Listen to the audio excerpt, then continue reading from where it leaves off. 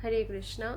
उपदेशामृत श्लोक नंबर 1 का अभी हम पार्ट 3 जो है डिस्कस कर रहे हैं श्रील प्रभुपाद के तात्पर्य से।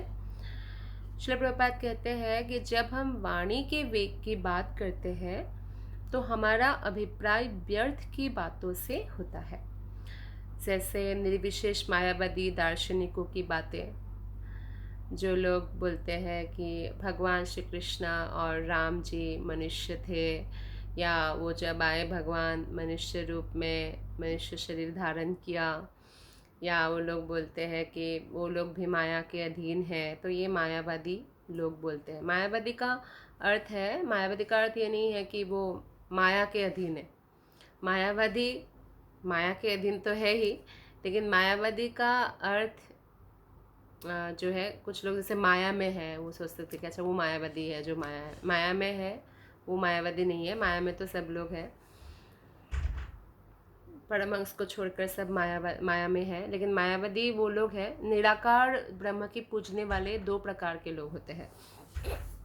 एक होते हैं ब्रह्मवादी, जो भगवान या उनका जो भौतिक संसार में जब भगवान आते हैं और उनको माया के अधीन नहीं मानते, वो भगवान के स्वरूप ही मानते हैं कि भगवान ही है। तो लेकिन वो निराकार ब्रह्म की पूजा करते हैं। जैसे शुरुआत में शुकदेव गोस्वामी ब्रह्मवादी थे, और ब्रह्मा के 4 पुत्र सनक, सनंदन, सनातन, सनत कुमार, ये भी ब्रह्मवादी थे। लेकिन ये निराकारवादी में ये एक प्रकार है, जो ब्रह्मवादी है वो लोग भक्त बन जाते हैं। लेकिन जो मायावादी है वो भी निराकार ब्रह्म की पूजा करते हैं, लेकिन वो कृष्ण या भगवान राम को माया के अधीन मानते हैं, इसलिए वो कभी भी भक्त नहीं बन पाते हैं। तो ये मायावादी की बातें सुनना, मायावादी या सुनकर मायावादी बातों को करना, ये वाणी का वेग है। या सकाम कर्म की बातें, जैसे अच्छा ये यज्ञ करो, ये फल मिलेगा, उन देवता की पूजा करो, ये भौतिक फल मिलेगा। तो ये सब बातें जो है ये अभी वाणी के वेग में आएगा।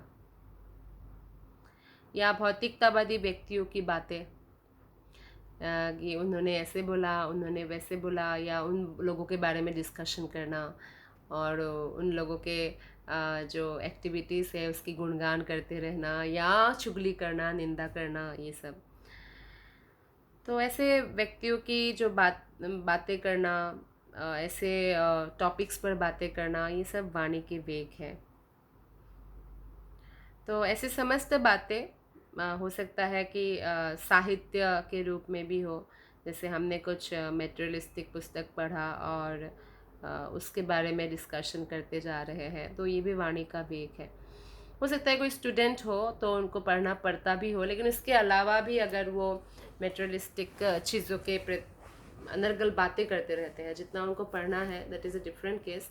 अदरवाइज अगर कोई अनर्गल बातें कर रहे, जैसे ऑफिस में है, तो ऑफिस में ऐसा नहीं कि हम जब भी मुंह खोलेंगे कृष्ण कथा ही करेंगे, नहीं तो हम कुछ नहीं बोलेंगे, ऐसा नहीं हो सकता। जितना नेसेसिटीज़ है उतना हमें बात करना है। जितना प्रोफेशनलिज्म का मतलब क्या होता है, काम की बात करना। ऑफिस में जो भी आप 8 घंटा जॉब करते हैं उसको आप अच्छे से, क्योंकि आपको उसके बदले आपको धन मिल रहा है जो आप भगवान की सेवा में लगा रहे हो, परिवार चला रहे हैं, तो आपको 8 घंटा जो है अच्छे से कार्य करना है, वो प्रोफेशनलिज्म में, मतलब बस काम से काम मतलब रखना। ये नहीं कि गप्पे मार रहे हैं और अनर्गल व्यर्थ की बातें करते जा रहे हैं, ऐसा नहीं करना चाहिए।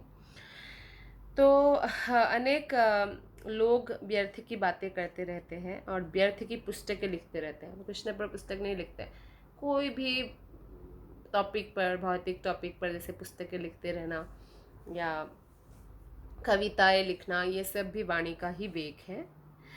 इस प्रवृत्ति को निष्क्रिय करने के लिए हमें अपनी बातों को कृष्ण कथा की ओर मोड़ना होगा, क्योंकि हम कृष्ण भक्त हैं, तो हमें कृष्ण भक्ति में आगे बढ़ना है, हमें भगवान के धाम वापस जाना है, हमें बार बार जन्म मृत्यु के चक्र में नहीं आना है। तो ये हमारा गोल है, कृष्ण प्रेम प्राप्त करना। तो इसलिए हमारे लिए क्या अच्छा है कि हमें सारी बातों को कृष्ण कॉन्शियसनेस की ओर जो है मोड़ देना है, कृष्ण कथा की ओर मोड़ देना है। तो श्रीमद् भागवतम में पहला कैंतो 5वां अध्याय 10 और 11 श्लोक में इसकी व्याख्या की गई है।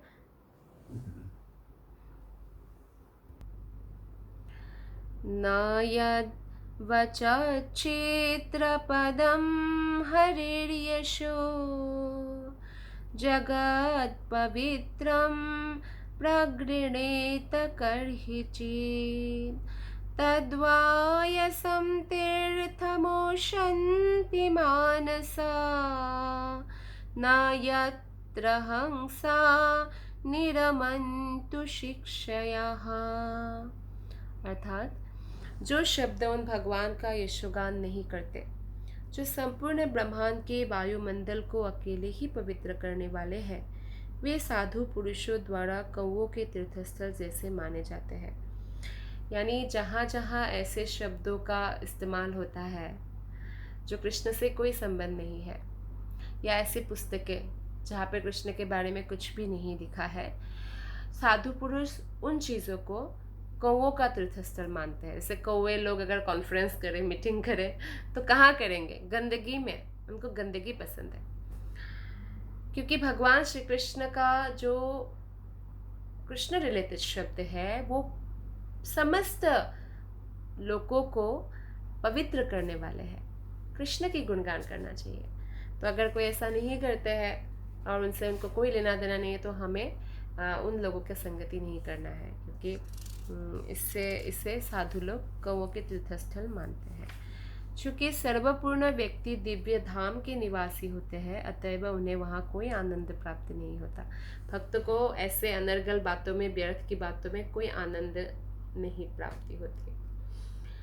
नेक्स्ट श्लोक का है तद्वाग विसर्गो जनताघ विप्लवो यस्मिन् प्रतिश्लोकमबद्धवैत्यपि नामन्यनन्तस्य यशोङ्कितानि यत् शृण्वन्ति गायन्ति गृह्णन्ति साधवः। इसके विपरीत वो साहित्य जो अनंत परमेश्वर के नाम, यश, रूप, लीलाओं आदि की दिव्य महिमाओं के वर्णन से ओतप्रोत होता है, वो एक भिन्न सृष्टि होती है, जो ऐसे दिव्य शब्दों से पूर्ण होती है जिनसे इस जगत की भ्रांत सभ्यता के अपवित्र जीवन में क्रांति लाई जा सकती है। ऐसा दिव्य साहित्य भले ही अपूर्ण रूप से रचा गया हो, वो उन शुद्ध व्यक्तियों द्वारा सुना, गाया तथा स्वीकार किया जाता है जो पूर्णतया निष्कपट है। तो हमें देखना चाहिए कि कौन सा पुस्तक हमें पढ़ना है, कौन सा पुस्तक। ऐसा नहीं कोई भी पुस्तक उठा के बस पढ़ने लग जाए कि ज्ञान चाहिए, ज्ञान नहीं, हमें आध्यात्मिक ज्ञान चाहिए। हम आत्मा है। भौतिक ज्ञान उतना चाहिए जितना भौतिक संसार में जीना है।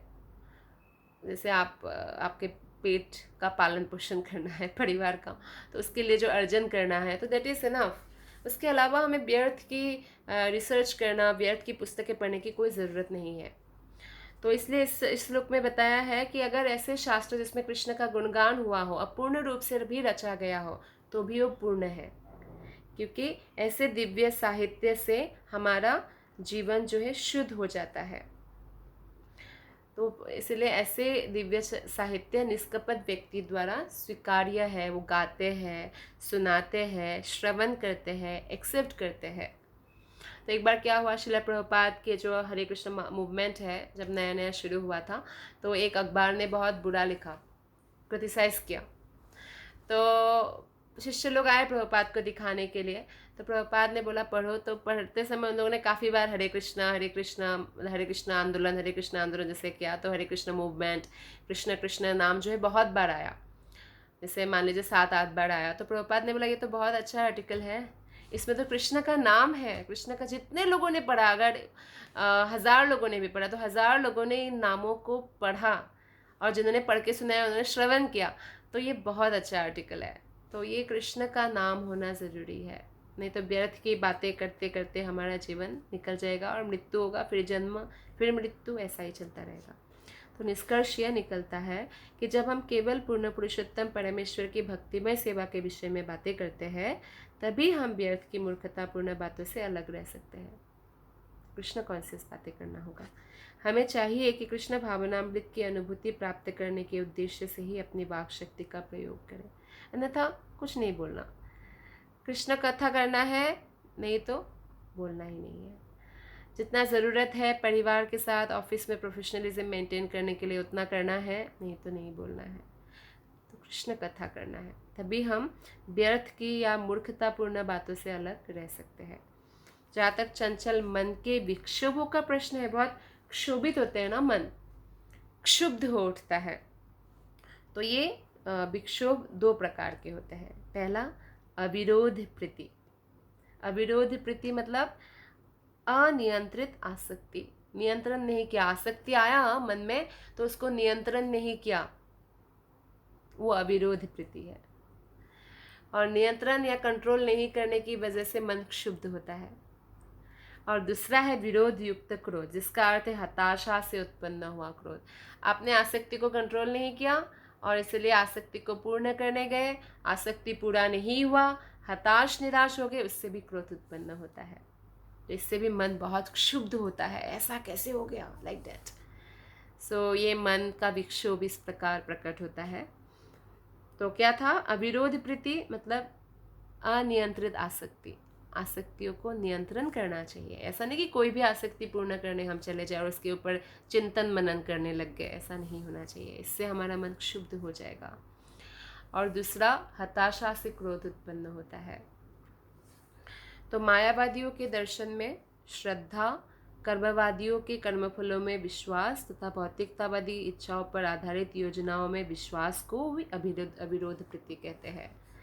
तो कैसे कैसे लोगों के उस पर श्रद्धा, जैसे मायावादी दर्शन है कि कृष्ण, अच्छा राम और कृष्ण भी एक मनुष्य थे। कोई लोग बोलेंगे बहुत पावरफुल मनुष्य थे, कूटनीतिज्ञ थे, राजनीति पॉलिटिशियन थे, जादूगर थे। तो ये सब बातों पर श्रद्धा रखना भी अविरोध प्रीति है, तो उसको नियंत्रण करना चाहिए। और कर्मवादियों के कर्मफलों पर विश्वास। कर्मवादी कैसे होते हैं, जो सकाम कर्मी होते हैं, ये करो तो ये फल, वो करो तो वो फल। वो जो करते हैं कर्तव्य पालन भी उसको फल के हिसाब से सोच कर करते हैं, मतलब फल पर हमेशा लालच। तो उनके कर्मफलों में जो विश्वास है ये भी अविरोध प्रीति है, इससे मन क्षुब्ध होगा। तथा भौतिकतावादी इच्छाओं पर आधारित योजनाओं में विश्वास। भौतिकतावादी जो इच्छाएं हैं, भौतिक संसार से जो आशाएं हैं, उन जो प्लानिंग है उन पर विश्वास करना भी अविरोध प्रीति है। इससे मन 100% शुद्ध हो जाएगा, विचलित हो जाएगा, हम शांति नहीं प्राप्त कर सकते। इसलिए कहा गया है, भुक्ति मुक्ति सिद्धि कामी सकल अशांत, कृष्ण भक्त निष्काम अतएव शांत। कृष्ण भक्त निष्काम होते हैं इसलिए वो शांत होते हैं। सामान्यतः ज्ञानी, कर्मी तथा भौतिकतावादी योजना निर्माता बद्धजीवों का ध्यान आकृष्ट करते हैं। लेकिन जब भौतिकतावादी योजनाओं की जो योजनाएं हैं वो पूर्ण नहीं होती तो उनकी युक्तियां विफल हो जाती है, लॉजिक कोई काम नहीं करता, फिर उनका जितना भी प्लानिंग किया सब फ्लॉप हो जाता है, तो उनको बहुत क्रोध आता है। और भौतिक इच्छाओं की विफलता क्रोध को जन्म देती है, क्योंकि उनके प्लानिंग के हिसाब से नहीं हुआ, इसलिए तो वो इन बातों को स्वीकार नहीं कर पाते कि जो भी होता है भगवान की परम इच्छा पर निर्भर होना चाहिए हमें। तो क्या होता है, इसलिए हताशा, निराशा और क्रोध उत्पन्न होता है। तो इसी प्रकार शरीर की आवश्यकताएं 3 श्रेणियों में बांटी जा सकती है। जीभ की जो ज़रूरतें हैं, स्वाद चाहिए, उदर तथा जननेंद्रिय की आवश्यकता है।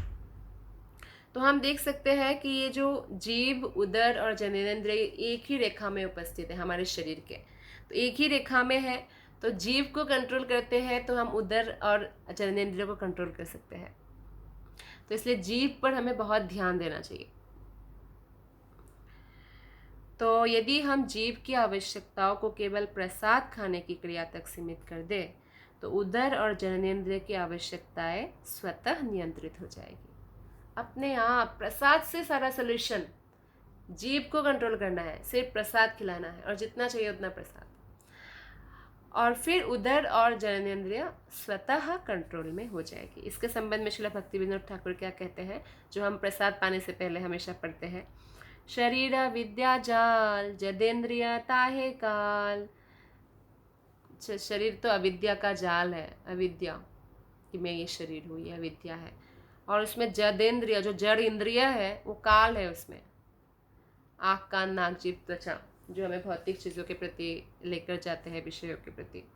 जीवे फैले विषय सागर, और उसमें जीव को, हाँ, जीवे फैले विषय सागर का मतलब है जीवों को विषय की सागरों में फेंक देता है। ताड़ मध्य जिह्वा आती, उसके बीच में जो ये पांचों है ज्ञानेन्द्रिय, उसके बीच में जो जिह्वा आती लोभमय सुदुर्मति, अत्यंत लोभी है, अत्यंत लोभी। ताके जेटा कठिन संसार है, इस संसार में जीव को जितना बहुत कठिन है, बहुत कठिन। कृष्ण बड़ा दयामय, लेकिन कृष्ण बड़ा दयामय है। करी बड़े जिभा जय, जिभा को जय करने के लिए स्वप्रसाद अन्न दिलो भाई, अपना प्रसाद दिया हमें अन्न के रूप में। से अन्नामृत खाओ, से अन्नामृत पाओ, वो अन्नामृत आप खाइए, पाइए, राधा कृष्ण का गुण गाइए, प्रेम डाको चैतन्य निताय। तो हमें जीव का एक्चुअली दो कार्य होता है ना, एक खाना, तो कृष्ण प्रसाद खाना है, एक बोलना जो वाक शक्ति है, वाणी, तो उसको हमें कृष्ण की सेवा में लगाना है। तो इसमें भक्ति विनोद ठाकुर एक्चुअली कहते हैं, हे भगवान, ये भौतिक शरीर अज्ञान का पिंड है और सारी इंद्रियां मृत्यु की ओर ले जाने वाली पगडंडियों की जाल है। हम न जाने कैसे भौतिक इंद्रिय भोग के सागर में गिर गए हैं और समस्त इंद्रियों में से जीव अति भुक्खर तथा दुर्दम है। इस संसार में जीव को जीत पाना अत्यंत कठिन है, लेकिन हे कृष्ण, आप हम पर बड़े कृपालु हैं। आपने हमें जीव को जीतने में सहायता करने के लिए उत्तम प्रसाद भेजा है। अतएव हम भरपेट यह प्रसाद लें और श्री राधा तथा कृष्ण का गुणगान करें और सहायता के लिए महाप्रभु चैतन्य तथा प्रभु नित्यानंद का प्रेम से आवाहन करें। ऐसी प्रार्थना हमें करना चाहिए, कृष्ण को थैंक्स बोलना चाहिए कि आपने हमें प्रसाद दिया जीव को कंट्रोल करने के लिए। रस स्वाद 6 प्रकार के होते हैं। यदि कोई इनमें से किसी एक के द्वारा विचलित होता है तो वह जीभ के वेग से नियंत्रित हो जाता है। कुछ लोग जैसे मांस खाते हैं, मछली खाते हैं, केकड़े खाते हैं, अंडे खाते हैं तथा वीर्य और रक्त से उत्पन्न मृत शरीर के रूप में खाई जाने वाले अन्य वस्तुओं के प्रति आकृष्ट होते हैं।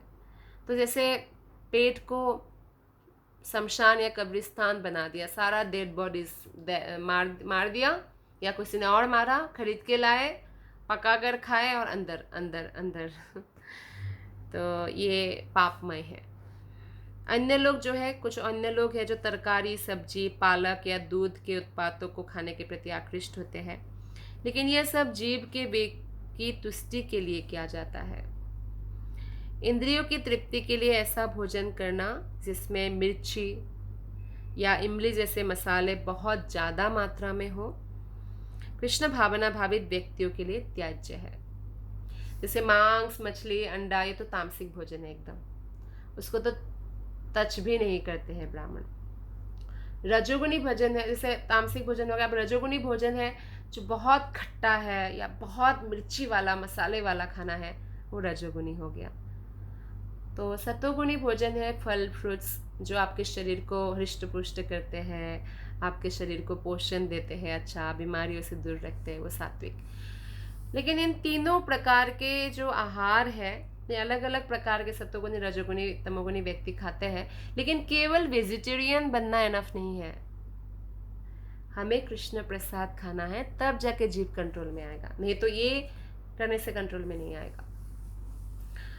जैसे कुछ लोग सुपारी खाते हैं, पान मसाला खाते हैं, तंबाकू खाते हैं, LSD, गांजा, अफीम, शराब, चाय, कॉफ़ी, ये सब जो है जीभ के अवैध वेगों की जो पूर्ति है उसके लिए किया जाता है। तो यदि हम कृष्ण को अर्पित किए गए भोजन को ही स्वीकार करें, कृष्ण के उच्चिष्ट को ही स्वीकार करने का अभ्यास करें, तो हम माया के उत्पीड़न से बच सकते हैं। नहीं तो माया मार मारेगी और हम हमेशा तकलीफ में रहेंगे।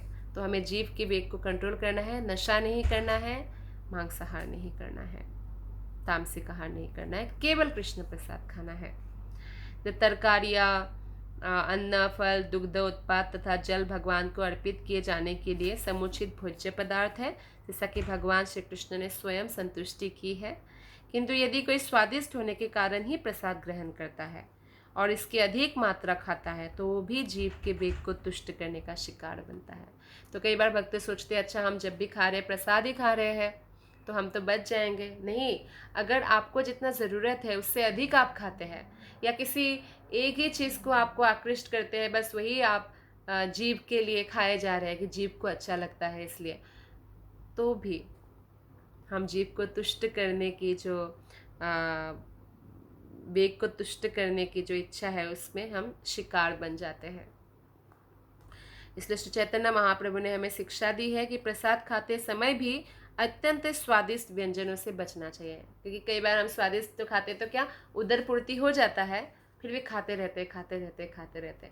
उदर को एक्चुअली आधा ही पेट पूर्ण करना हमारे शरीर को जीवित रखने के लिए ज़रूरी है। आधा पेट भोजन से और उसके जो आधा है उसका हाफ वाटर एंड हाफ हवा से, तो अच्छा डाइजेशन होगा, शरीर भी स्वस्थ रहेगा। लेकिन क्या होता है, स्वादिष्ट व्यंजन होता है तो व्यक्ति खाता जाता है, तो जीभ का भी इंद्रिय तुष्टि में वो शिकार में फंस जाते हैं, और पेट का भी, उदर का वेग भी। तो यदि हम ऐसा उत्तम भोजन खाने के मनोभाव से कि मुझे ये स्पेशल डिश पसंद है तो इसलिए मैं इसी को ही कृष्ण को रोज भोग लगाता रहूं, अपने लिए एक्चुअली वो करता है ऐसा, तो अगर हम ऐसे मनोभाव से अर्च्य विग्रह को स्वादिष्ट व्यंजन अर्पित करते हैं तो हम जीभ की आवश्यकताओं को पूरा करने के प्रयास में फंस जाते हैं। तो हमें ऐसा नहीं करना है कि हम इसलिए भगवान को भोग लगा रहे क्योंकि हमें पसंद है, इसलिए नहीं। हमें भगवान को हर प्रकार के भोज्य पदार्थ जो कृष्ण को ऑफर किया जा सकता है भोग लगाना चाहिए, उसे हमें ग्रहण करना चाहिए, तो हमें इससे बचना चाहिए। यदि हम किसी धनी व्यक्ति का आमंत्रण, कोई धनी व्यक्ति है और उन्होंने हमें अपने घर में प्रसाद पाने के लिए बुलाया है, तो हम इसलिए स्वीकार करते हैं कि वो बहुत धनी व्यक्ति है, उनके घर में 56 भोग मिलेगा, स्वादिष्ट व्यंजन, स्वादिष्ट भोजन खाने को मिलेगा, तो भी हम जीव की आवश्यकताओं को पूरा करने का प्रयास करते हैं, जो ठीक नहीं है। हम जीव की वेग को तभी कंट्रोल कर सकते हैं जब हमें जितना चाहिए हम उतना ग्रहण करें। कोई धनी है, इस भावना से हम जाएं उनके घर में कि बहुत अच्छा पकवान मिलेगा, तो इससे हम फंस जाएंगे फिर से माया में, तो हमें ऐसा नहीं करना है। हाँ, धनी व्यक्ति भी प्रचार के लिए बुलाया है, हमें जाना चाहिए और जितना हमें हमारे शरीर को जीवित रखने के लिए ज़रूरत है उतना ग्रहण करना चाहिए, लेकिन मनोभाव को कृष्ण भावना बनाना है। मनोभाव को जीव की आवश्यकताओं को, जीव के स्वाद के लिए तुष्टि के ऊपर ध्यान रखने की जो मनोभाव है उसको त्याग देना चाहिए, कृष्ण की तुष्टि पर मन को स्थिर करना चाहिए। चैतन्य चरितामृत अंत्य लीला 6.227 में कहा गया है, जिभार लालस जे इति उति धाय, शिष्णोदर परायण कृष्ण नाही पाय।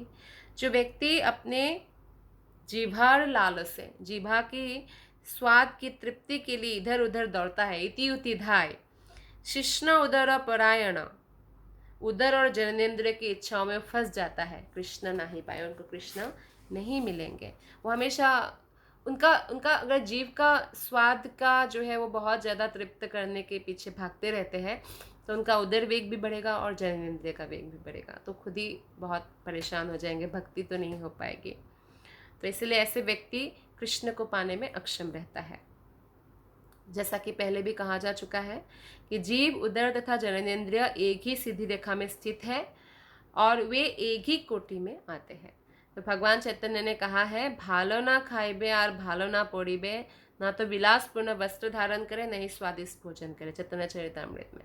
तो जो कृष्ण भक्त है उनको सादा सरल सिंपल जीवन जीना चाहिए और कभी भी जो है उनको ऐसी इच्छाएं कामनाएं नहीं करना चाहिए जिससे कि वो वेगों के तुष्टि में फंस जाए, वेगों को जो है खिलाने पिलाने में फंस जाए। उनको वेग को कंट्रोल करना है, यानी सहन करना है। जैसे कि जो लोग उदर रोग से पीड़ित है, पेट का जो रोग है उससे पीड़ित है, वे उदर के वेगों को वश में लाने में ज़रूर असमर्थ रहे होंगे। जैसे मान लीजिए किसी को गैस्ट्रिक प्रॉब्लम है, एसिडिटी प्रॉब्लम है, तो जीभ को कंट्रोल नहीं करने की वजह से वो पकोड़ा, समोसा, तला हुआ चीज़ या मिर्ची आदि खाते हैं तो उनका पेट जलता है, फिर वो उदर रोग से पीड़ित रहते हैं। तो कम से कम इस विश्लेषण से यही लगता है। तो जब हम आवश्यकता से अधिक खाना चाहते हैं तो हम जीवन में स्वतः अनेक असुविधाओं को जन्म देते हैं, किंतु यदि हम एकादशी या जन्माष्टमी जैसे दिनों में उपवास रखें, व्रत करें, तो हम उदर की आवश्यकताओं पर अंकुश लगा सकते हैं। Thank you. हरे कृष्ण।